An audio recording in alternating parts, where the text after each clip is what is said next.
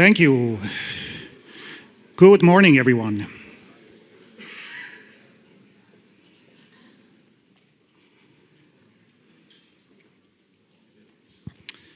My name is Andy Fleury. I'm the founder and CEO at Wyden, previously known as AlgoTrader.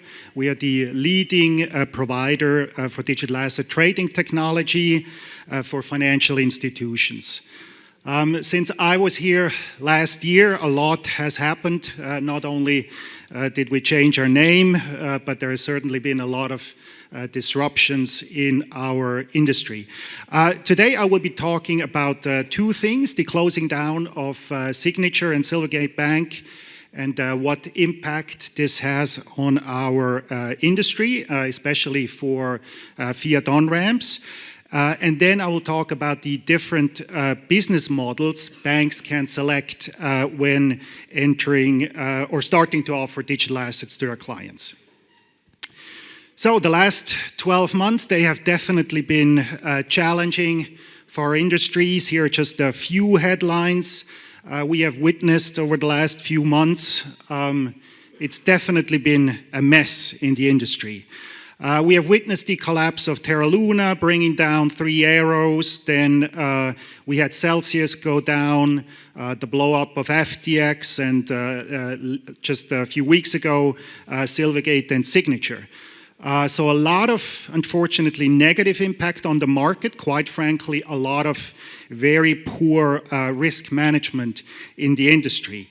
I think with FTX, we all learned kind of how these big crypto exchanges work. They offer a lot of functions like trading and custody and brokerage and lending and borrowing and capital introductions and prop trading. All of this without proper governance. In traditional banking, this is different, right? All these functions are carried out by different departments within the bank, all with Chinese walls in between. So despite all of this, the commitment to digital asset is sustainable, although a little bit on a lower level than before. We've seen quite a recovery in the past few weeks essentially since the FTX collapse.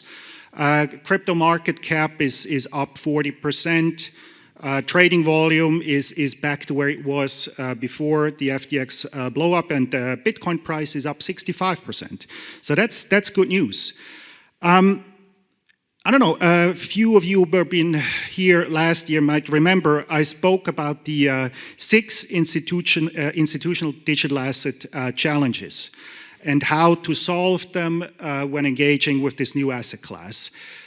Now, 1 year later, the industry really got a fast-track lesson on risk management, and 2 of these challenges materialized for many firms in our industry. So today I'd like to reiterate on those 2.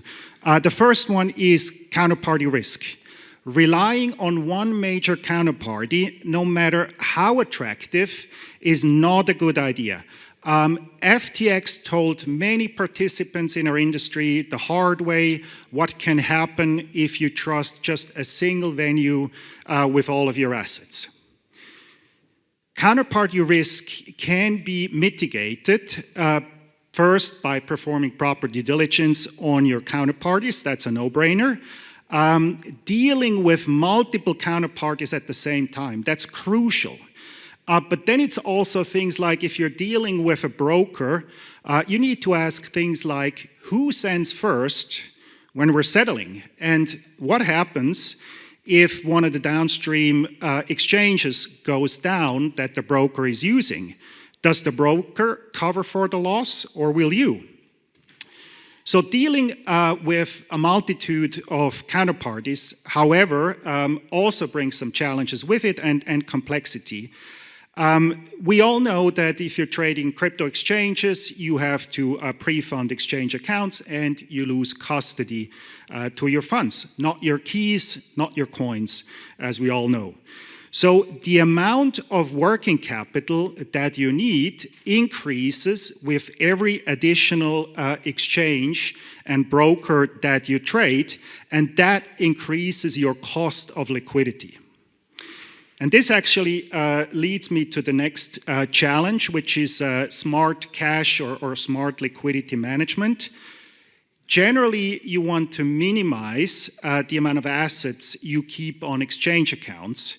And there's basically two ways to do that. The first one is you need to fully automate the liquidity management with predefined thresholds. Second one is to use a centralized liquidity pool to instantly pre-fund the exchange account just in time. With Silvergate and Signature, we actually had a great option for this. You know, both offered instant USD transfers, but they're gone. So what are the consequences now that these two players are gone? What are potential alternatives? My hypothesis is that in the short term, dollar-denominated stablecoins like USDC and Tether will increase, but those aren't really instant. If you do an Ethereum-based transfer, that takes minutes to confirm until the deposit arrives on the exchange. By this time, the market might already have moved against you. Besides, on the day that Silicon Valley tanked, we noticed also the vulnerabilities of stablecoins. That night, USDC depegged, and it fell to below 87 cents. Now, as I mentioned, both Silvergate and Signature, they offered their Signet and Zen offering for instant USD transfers. My assumption is that we will see some copycats.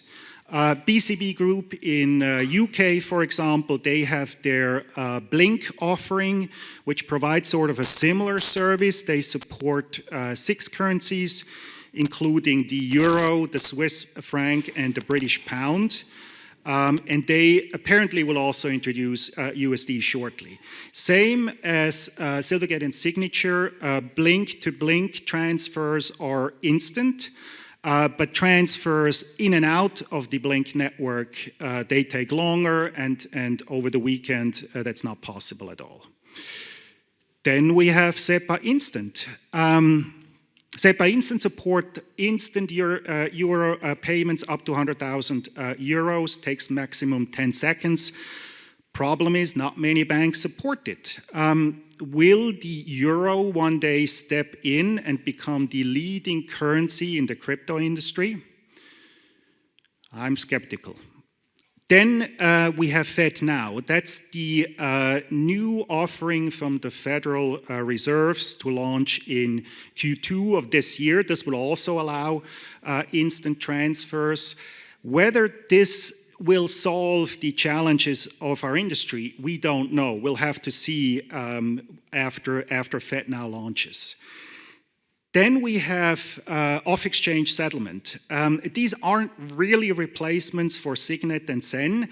I believe 2023 will be the year of off-exchange settlement solutions like Copper, Clearloop, and Fireblocks.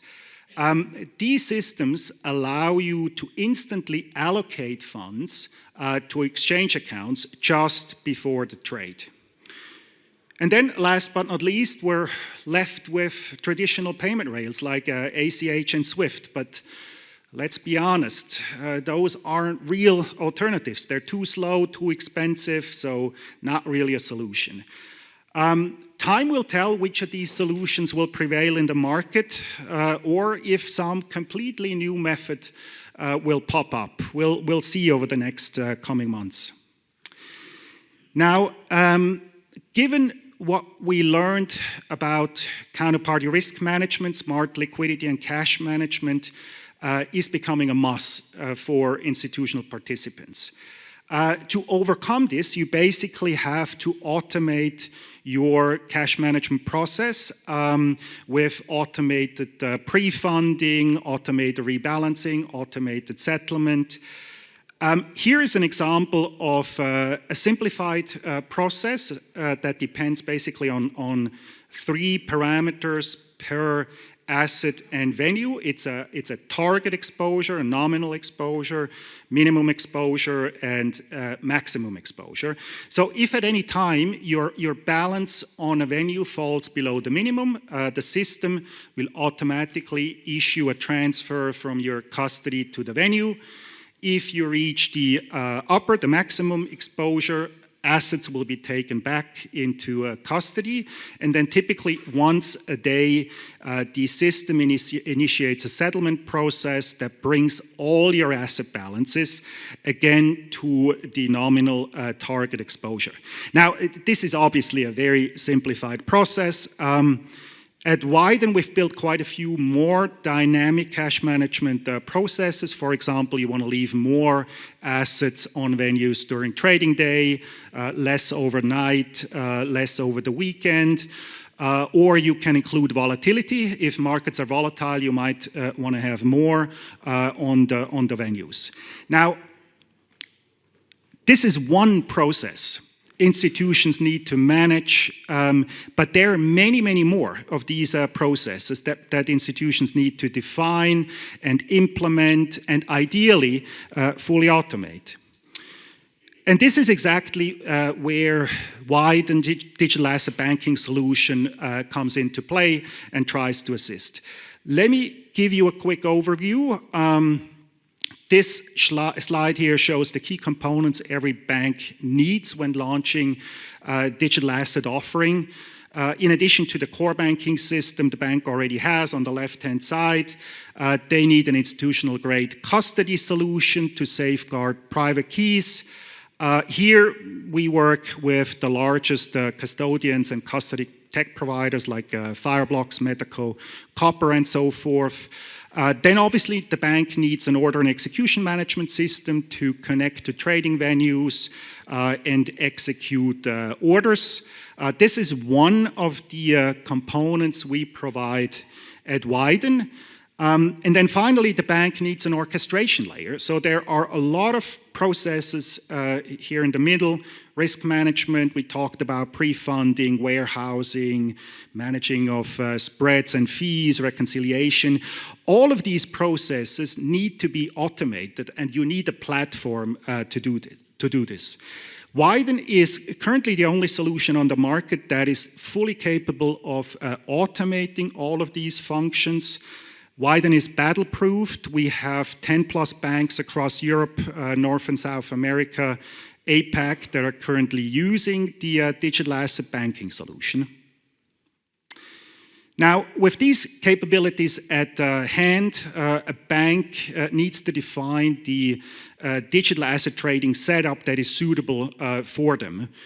According to our experience, this decision is influenced by a lot of factors. I listed a few here on this slide.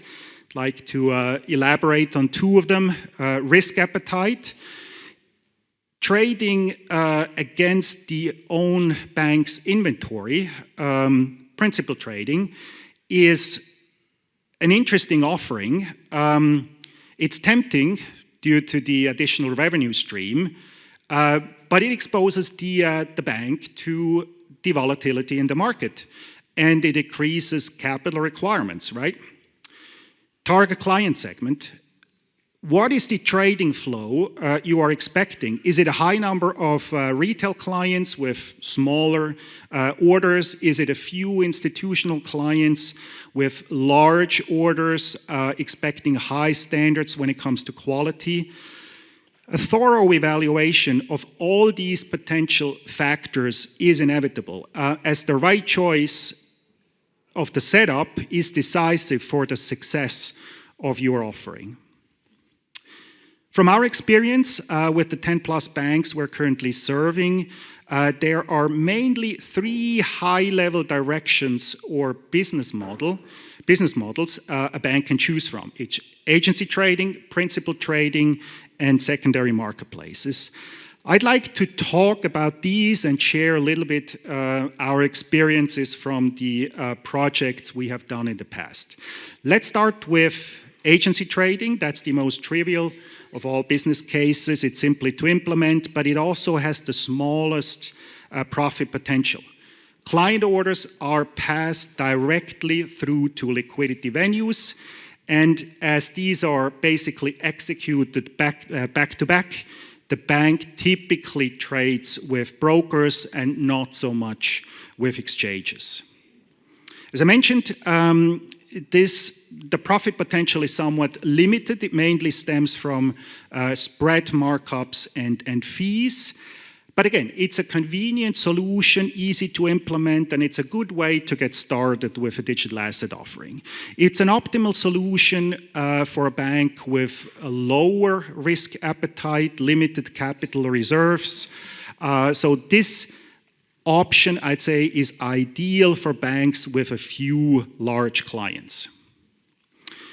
Then we have principal brokerage. Client orders are here against the bank's inventory and are then hedged on the market. As these hedging orders are executed independent of client trading, brokers or exchanges can be used by this model. This model provides an additional profit potential, as only a fraction of the flow will actually go to downstream venues, meaning that the bank gets to keep most of the spread offered to their clients. Obviously, this model requires a bit of trading know-how, and it bears an elevated risk. Banks also need larger capital reserves due to inventory. So I'd say this one is ideal for a bank with retail clients, a large number, I'd say, tens of clients, typically large number of orders, but small orders in general. So then we come to the third option, secondary marketplace.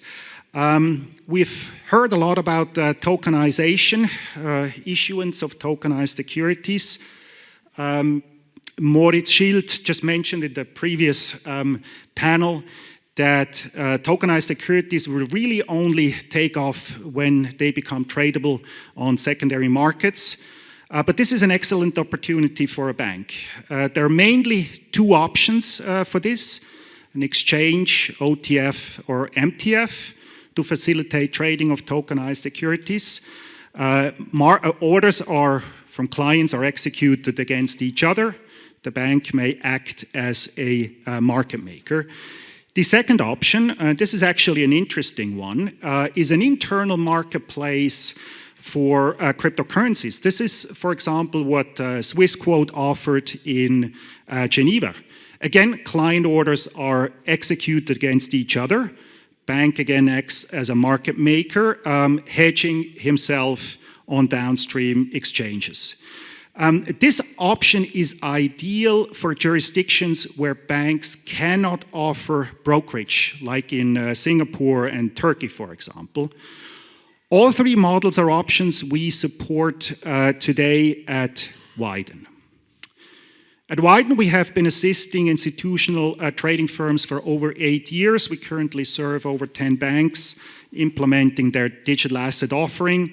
In total, our product has been deployed over 120 times on-premise or through our SaaS offering. Good. This was it for me for today.